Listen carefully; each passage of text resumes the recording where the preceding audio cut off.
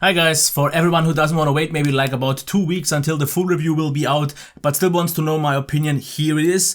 One little disclaimer here, I will complain a little bit more, but keep in mind this is top 3 flagship level complaining. I would definitely already say this is a top 3 phone. So just keep that in mind, because for some reason I will nag a little bit more than usually. So into the design and build quality, and I will try to make it a little bit quicker because my first attempt was way too long, because I could just make this video already 10 minutes long.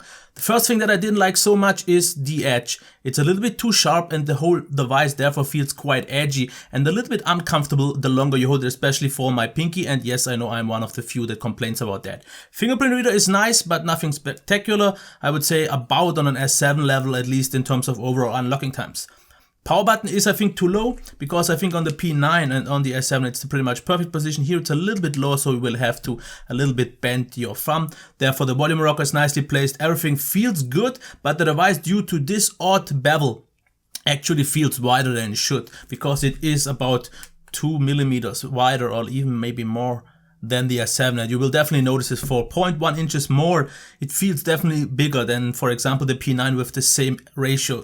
All around, it feels really nice in the hand, and the material is halfway decent for right now. If you have slippery hand, it will get very slippery. Overall, I really like it, but it's not on a P9 level, not on an S7 level in terms of compact feel. It's a little bit harder to hold, and one thing that I absolutely don't like is how low the buttons are, because as you will see that this is just too low. So many times I hit it more in the middle, so this also breaks kind of my OCD. I don't like that so much, but let's get into the display here. 1440p IPS LCD5 or something like that. I would have to say it's not super bright. Outdoor visibility today wasn't really blowing my mind. It's definitely really sharp, but not really sharper than, for example, on 1080p of the P9. We have, this is really nice, 2 modes, vivid and standard, and you can still correct the color temperature, which is something that I absolutely love. The color calibration though, for some reason on HTC device for me, feels a little bit odd, and also you will have to need to use about at least 50% of brightness, because everything below that felt a little bit dull to me. It is a really nice display, it is a flagship level display, but it's nowhere near the P9 or something like that. This just more vibrant and more vivid, just popping more in your eyes. Still definitely great. Also amazing black level, it's really super deep. Sound, really quick, just short demo.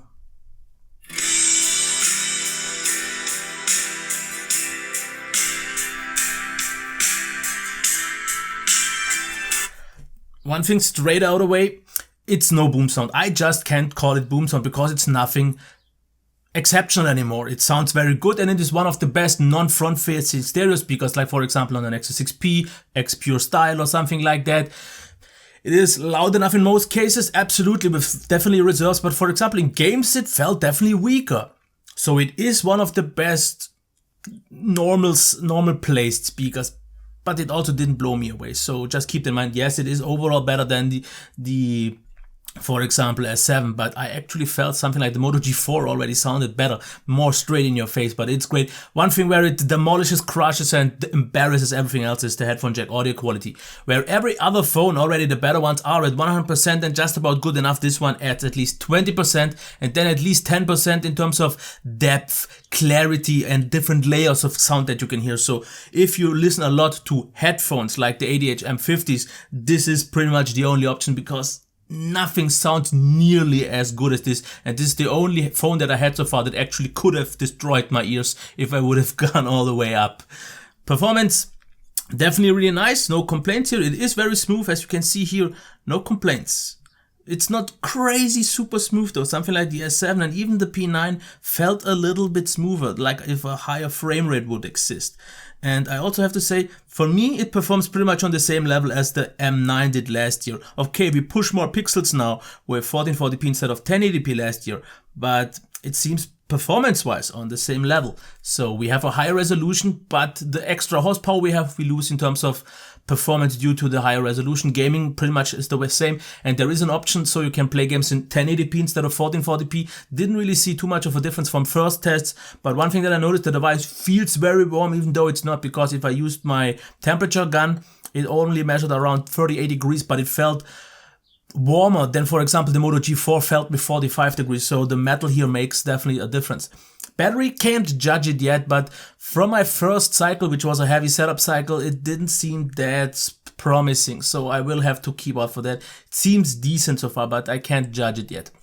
Software, everyone says it's super stock-like, and I would say yes, it resembles stock a lot, but there are very few minor tweaks and differences where I don't still see it to be that stock as, for example, something like Motorola does or Lenovo. But just about that.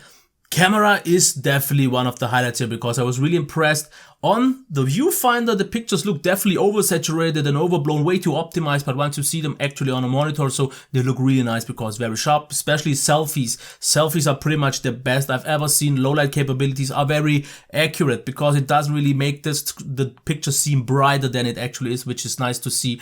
And outdoors, really super sharp, focus works definitely moderately fast, and the outcome is great, and videos also all that super fine. So to keep this quite short, I definitely need more time. This was just a 24 hours later review, and a few things after a while, if I use it, will soften down for me because complaints like the feel in hand or maybe the display not being that impressive, sound being not that great. Overall, it is a top package and it can get up on the same level as the P9 and the S7 for right now. From my first early things that I see, it's not quite on that level. I would say it's a top 3 phone, but not 1 and 2. So I will need a little bit more time, and I hope you give me that time and won't bash me too early. Watch out for the full review. This was just my first impressions, and maybe you should just keep in mind that this phone was maybe a little bit too much hyped from the media. Great phone. But if it's really the best, as many say, it's definitely more than personal preference. I was a little bit disappointed on a super high flagship level though. Okay, one thing that I also want to mention real quick. Cyberport.de was kindly enough to provide me with this real review unit, so that's why you should maybe, if you are from Austria, Germany or Swiss or Switzerland, check the link for the channel or for the shop to check it out a little bit more. This would help me out because if this thing works out, I could get more review units from them maybe a little bit earlier. So just to keep that in mind.